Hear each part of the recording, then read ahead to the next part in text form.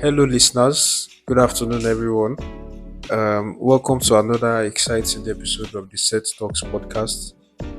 Today, we'll be touching on a very important and interesting topic.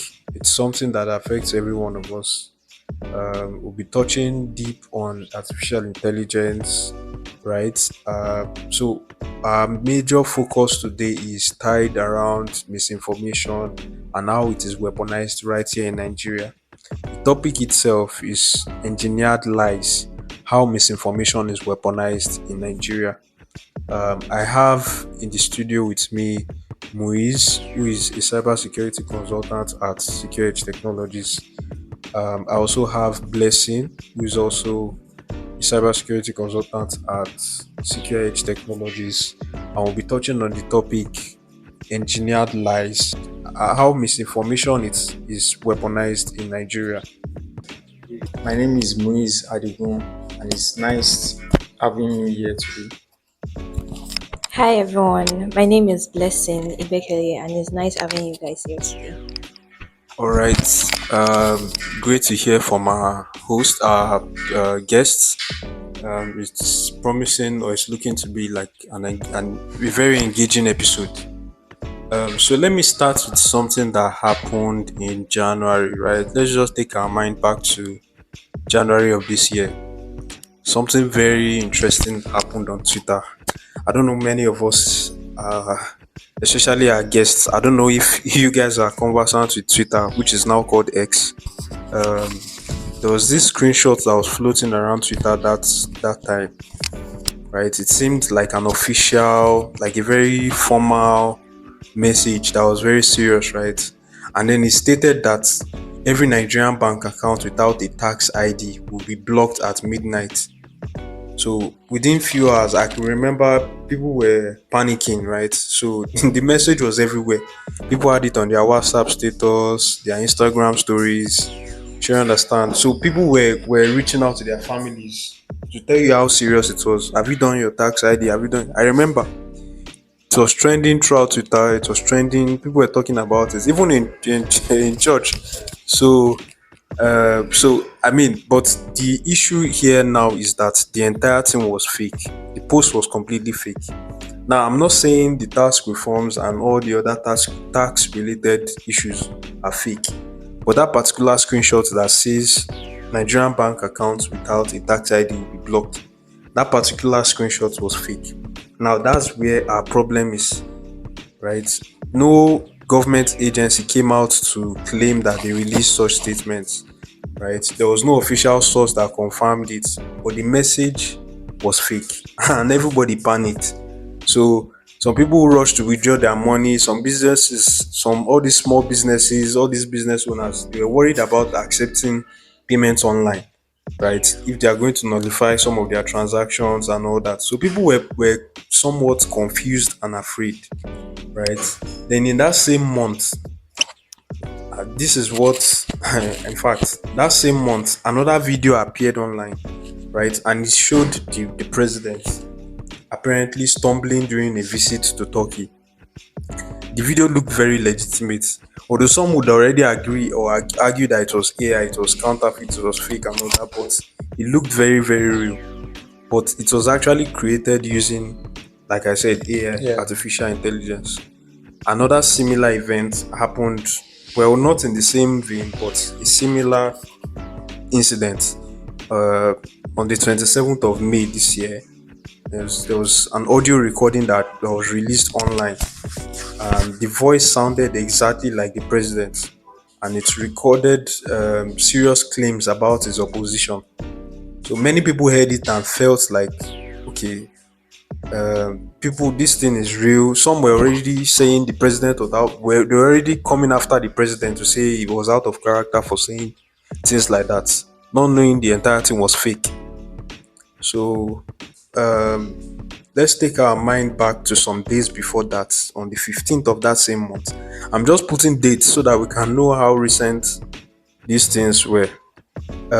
Unfortunately, some students of Oyo State were abducted, and unfortunately a teacher was killed.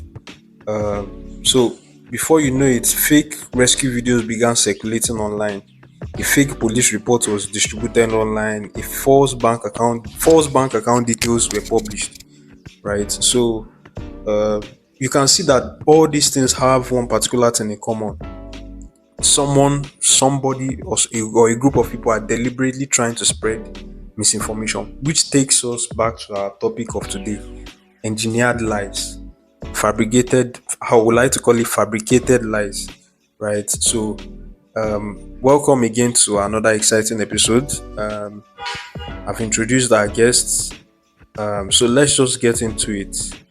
Let's start. Let's try to break things one after the other. Let's take the tax ID panic for example. What do you think that first? Why rather do you think that particular message was able to spread so quickly?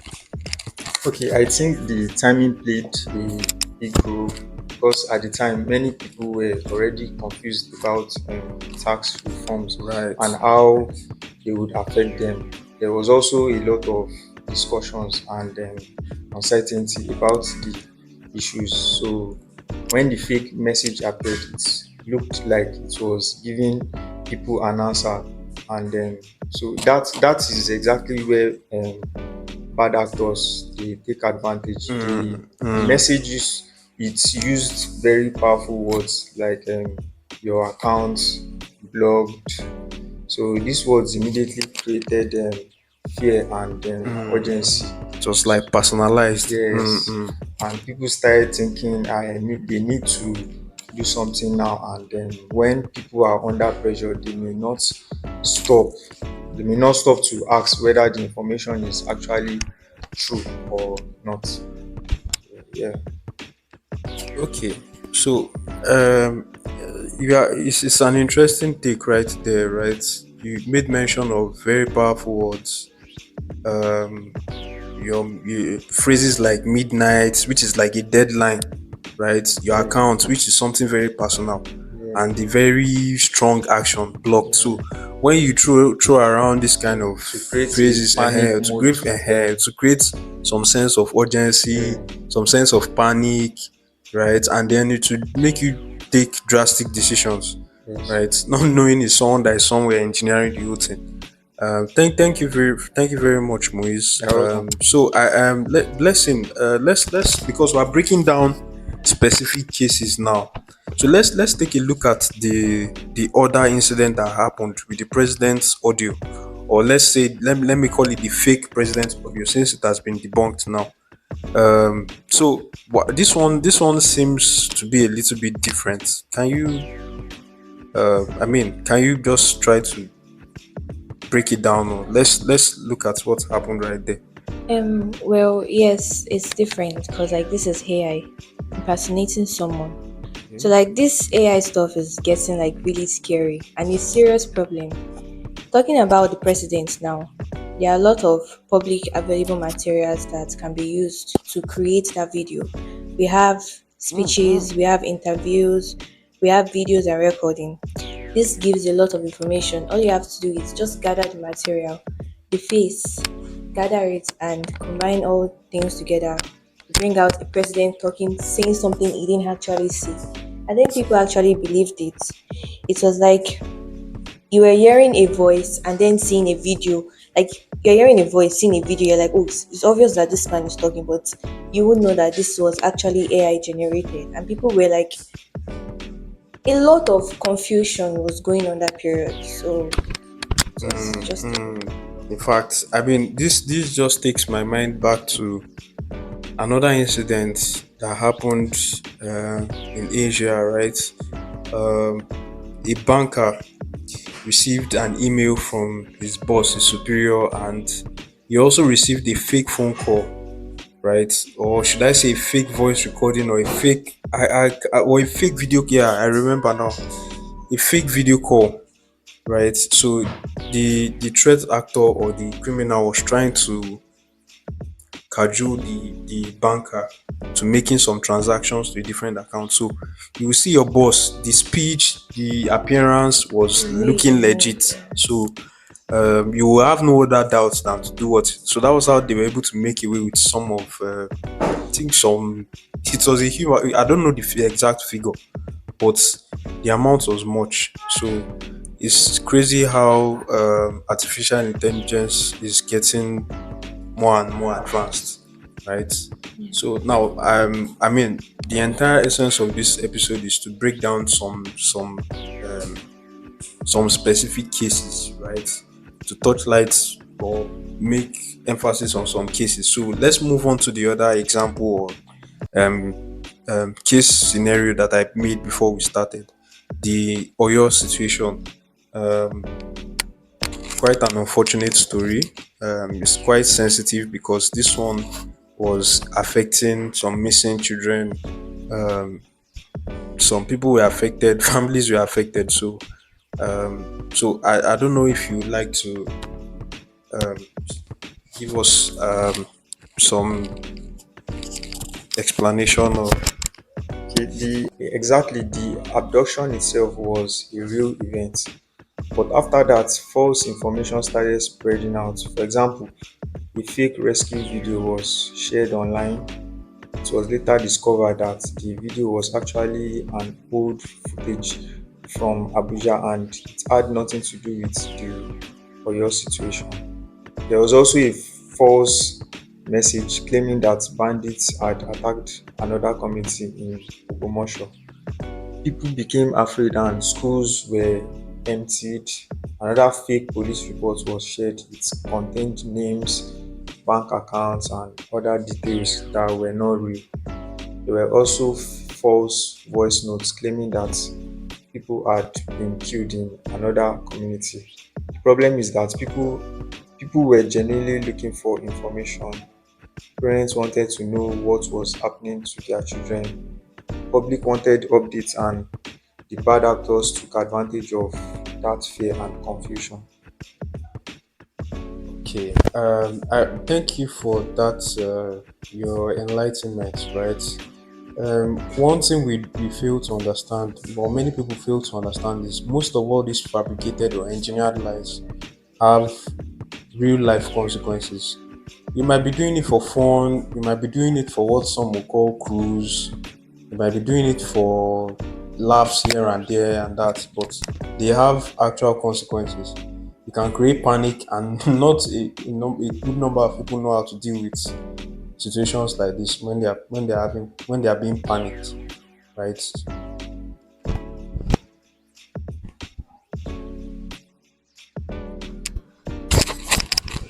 Absolutely, false information can create real problems. Security agencies can waste valuable time investigating attacks that never happened.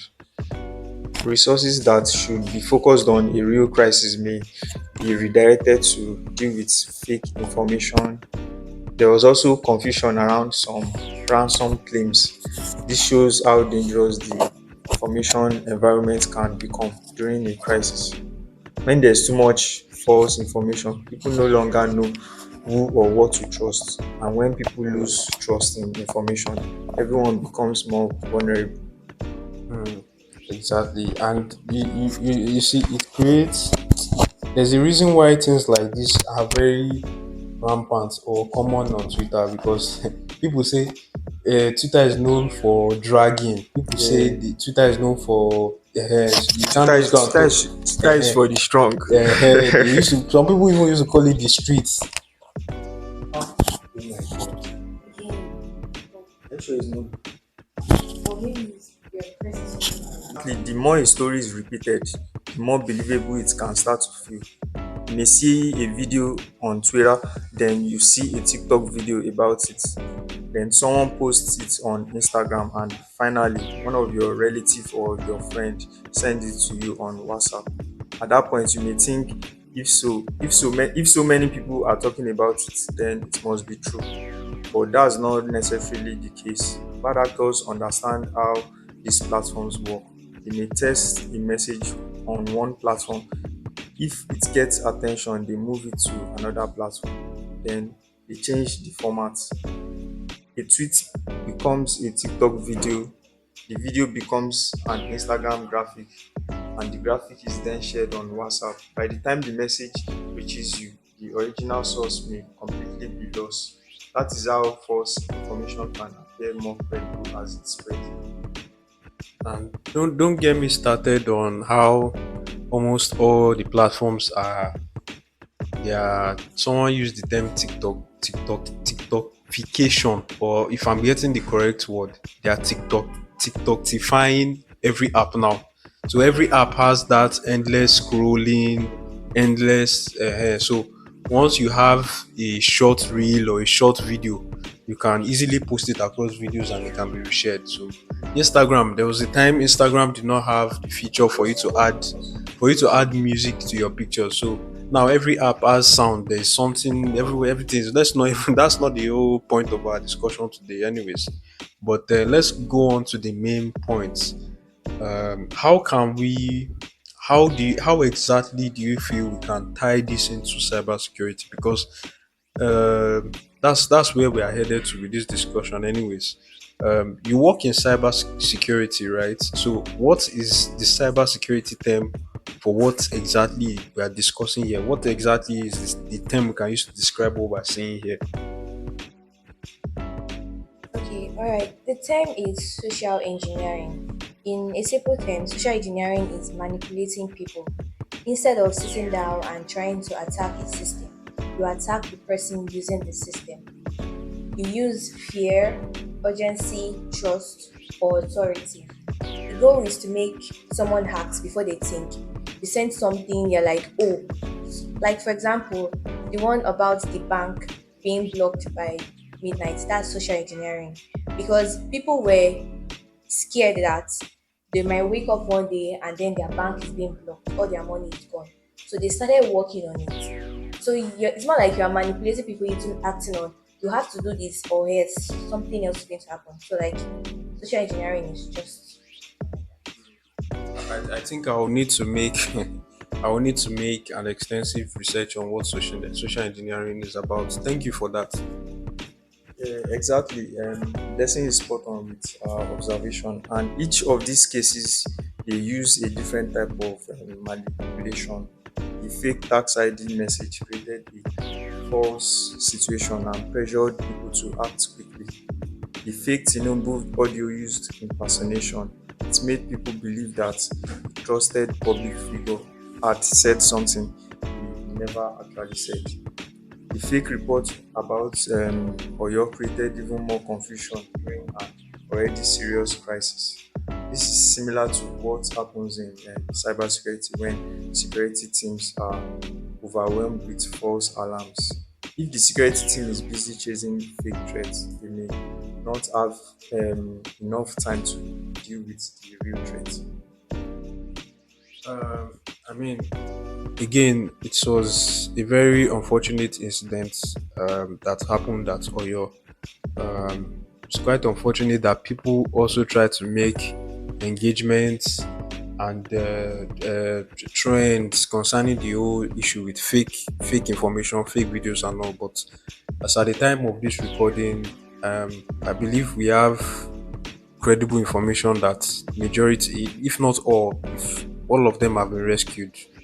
Um, yeah, so let's move on to the next important issue in this entire discussion.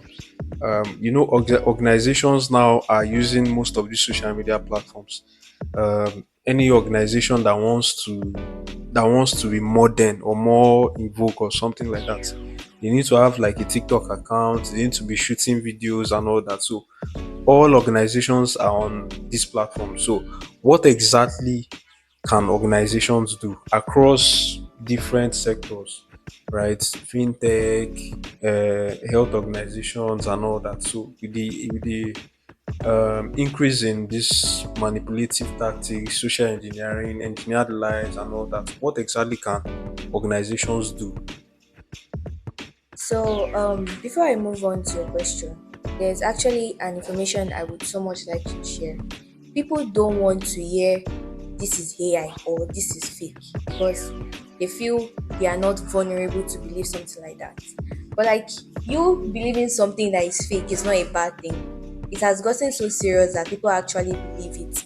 And it's not like you even believing, it's about you trying to pass the information fast before it becomes harmful. For example, now, let's take example for a beans incident. My mom sharing me beans, do not eat beans. Okay, ma. She shared it with me. She didn't gather information whether the information was true or not. But because she was scared that, oh, I'm going to eat this thing and it will be harmful to me, so she shared it.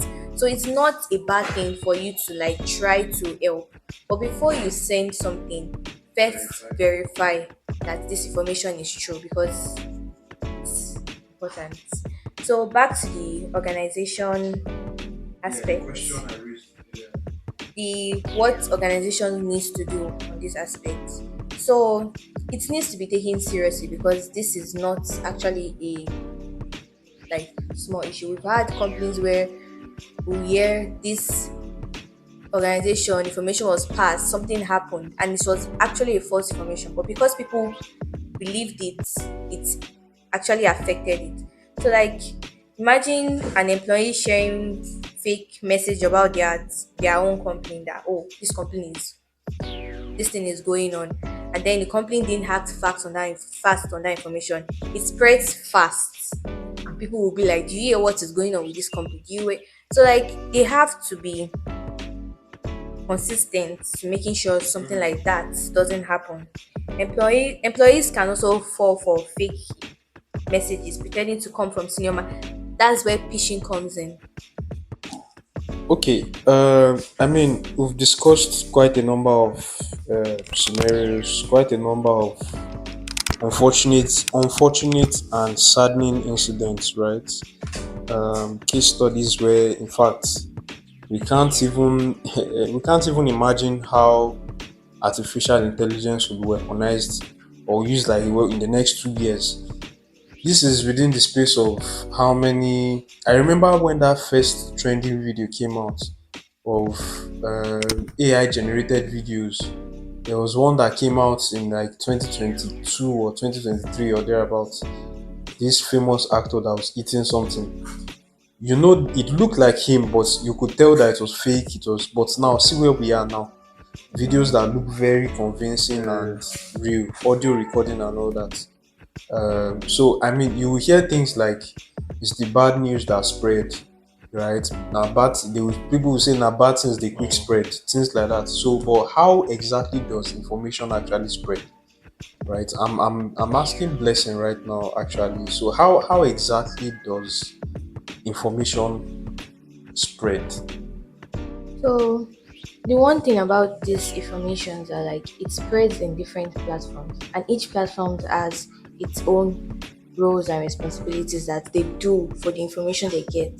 For example, now Twitter, a story starts basically from Twitter when journalists, politicians, influencers, and verified accounts are active there. People will be like, "Oh, this person posted this, we share it," and they want to be like, they just keep resharing it. Before you know it, it's reached TikTok. People creating reaction videos about it on Also, TikTok. they can create memes of Memes, all yes, those. exactly, memes of it. And people will start believing that, oh, it's actually true since TikTok. Instagram too, it's not even helping the matter. And then WhatsApp, we have, I'm sorry to say, Nigerian mothers. Then they'll be like, share it to their children. Do not do this, do not do Forward. that. Yeah. I'm a victim of And that one too. But even from my mom too. yeah, you made a great. So there's like a chain. Should I call it a chain of information, or I'm just trying to find the right I adjective just, now. I think algorithm. Yeah. So because I remember one time in uh, I think it was earlier this year as well. Someone will always want to share or show me a TikTok video or something, and I'll say I've seen it already. I've seen it. It's because of the WhatsApp status I keep viewing. So there's a way this thing moves from platform to platform, like you rightly said, person, right? So um, I mean, you can continue. I just wanted to point that So, out. like from there, it's all spreads. People will be like, "Oh, did you see this thing?" Like that period about the Oyo State kidnapping, I was seeing a lot of videos, and this thing was scaring me. Until when I found out that most of them were not even real videos or were even past videos of another incident, or it was like completely alarming because of this AI stuff. And so that's where phishing comes from. Employees come can fall into fake messages, fake emails that they thought is from the senior manager. And then from that message they receive, they'll pass it around, and before you know it, it goes wide. So like this social engineering thing is not actually like just it's just AI or it's just this. It can actually affect an organization in a whole. It's something organizations should sit their employees down to know the difference between a fake email and a real email, a fake message and a real message, or something AI generated. You touched on quite a number of things there, and I believe we have business owners, people that work in organizations listening to this, and they would know that it's something that should not be taken lightly. All right. So my first question, or my initial question leading up to this, was tilted towards organizations, right?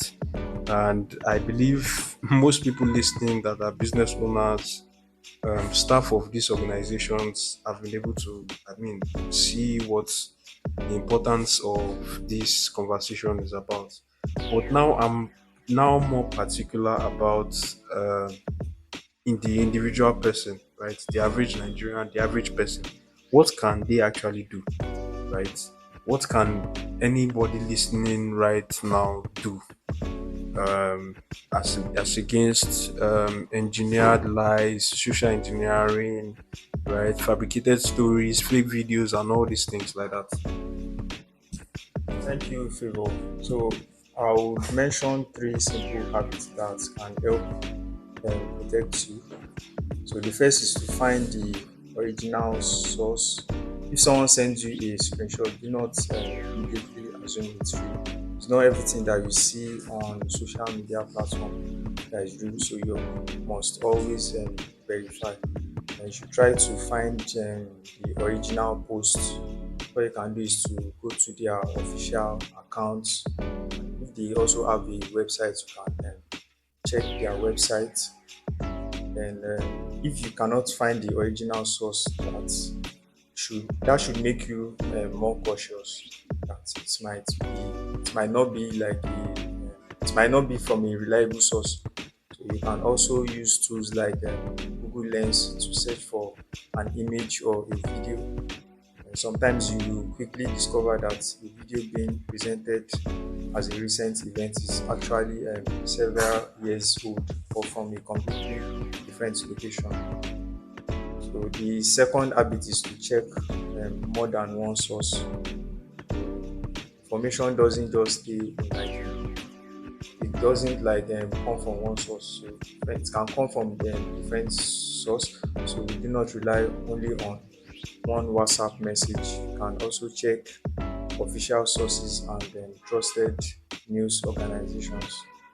You should also ask yourself, are other credible sources reporting this? If something is truly important, you usually find it being reported by more than one reliable source. So before you share something, you should always check it.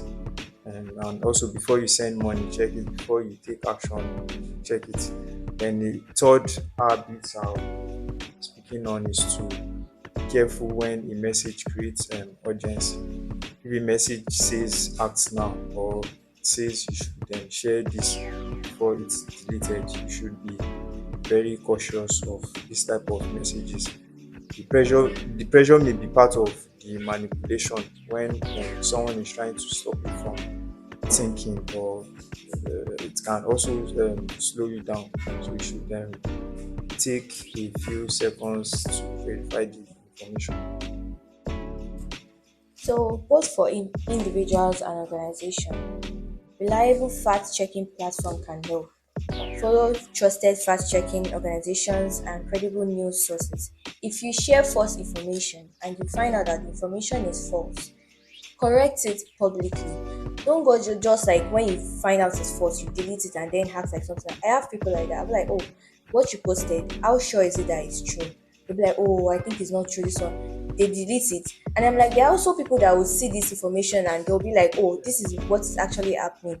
But you don't say, oh, what I posted is wrong, oh, please, this is the real information. So you just delete it and people will go on believing what they saw on your status. Especially people that are that are not really into this tech space or things that have to do with research and all, they will believe that, oh, this is what is going on, and then keep sharing it, and that's how we consume it like that.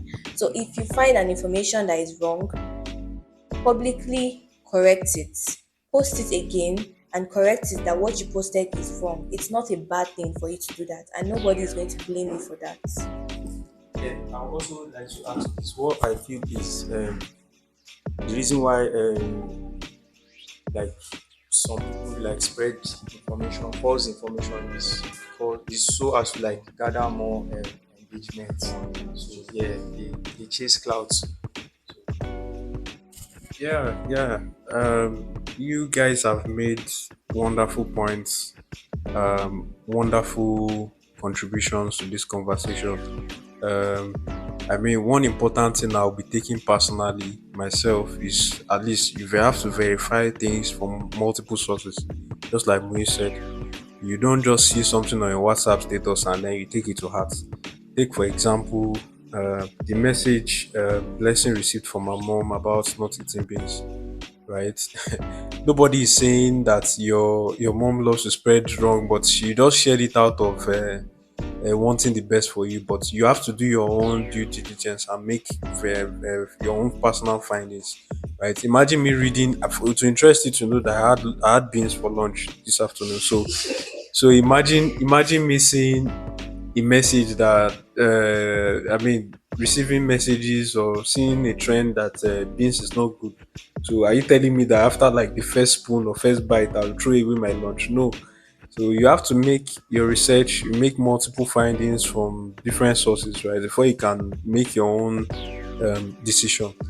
We'll be rounding up this episode in just about a minute, but I just want you to touch on your just I mean just give us your final submissions, right? Starting with Muiz, what's your final submission? Okay, so I would like to say disinformation works because it makes people feel something before they have to think. Okay, so I would like to add to this. Disinformation works because it makes people feel something before they have the time to think. It can make you afraid, it can make you angry, it can make you excited, it can also make you feel like you have to act immediately. The first thing you need to do is to take a minute and pause. Even 15 seconds of checking can make a difference. So you can always take your time to, because once your money is gone, it's gone. The short pause can also be the difference between becoming part of the problem and also stopping false information from spreading. And also, I would like to add AI generated videos, fake videos, fake images that is going around. It's not going to stop. We believe in that, oh, in 2 years, this thing is, in fact, it's going to be more advanced and like advanced to the point that it will get scary. But like you having to understand this thing is very important because there is more to see. This is just the beginning of AI generated videos, passing wrong information, people panicking and all. But like it's best if you understand that there's a difference between an AI video and a real life video, real images. Just sit down and try and know the difference that, oh, there's a difference between this image. There's one thing, it can't be perfect. There will definitely be a flaw in that video. Just patiently sit down and like notice the flaw and then you know that, oh, this thing is AI. Yeah. People are also using it as like a personal DP, AI generated picture.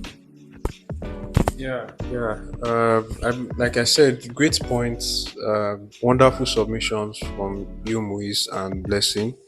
I believe it was something we'll be able to act on, be able to take away key points from this session, this episode, right? Um, if there's one thing we've been able to understand from the cases we examined today, right? None of them involved a a a, a one brilliant hacker or threat actor, right? It's not somebody that was sitting with laptop. Everybody has access to their phone. Everybody has access to internet.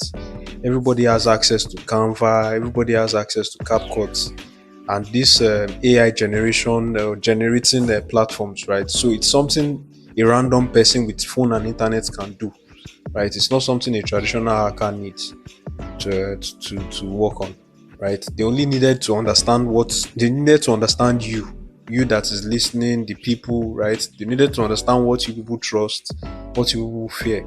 That was why someone had to alter the president's voice or the president's video and all that, right? So it's someone that you trust, someone that you fear, and the understanding of what people, the contextual understanding of what people need and what they are doing, right? So but to put a pin on this conversation, right? Awareness is our strongest defense. The more we keep constantly reminding ourselves that there are smarter ways to do things.